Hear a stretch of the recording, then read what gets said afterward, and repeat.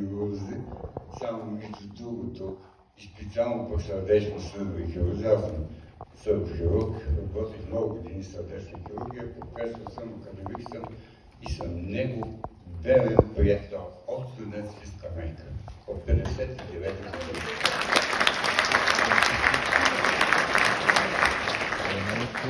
Няма да го забравя никога.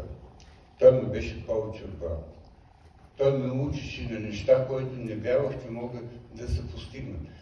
Когато в Лондон видях операцията на Джон Рос на Австралия, която направи, аз не вярвах, че някога може някой друг да я направи.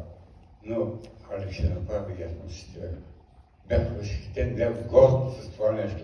И до сега съм горд, че съм негов приятел. И това, което ми липсва е това. Тази вечер ми липсваше до сега. Вече не ми липсва. Благодаря ви много.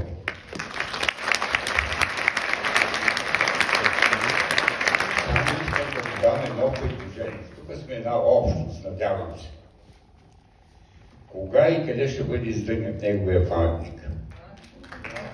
Моля ви,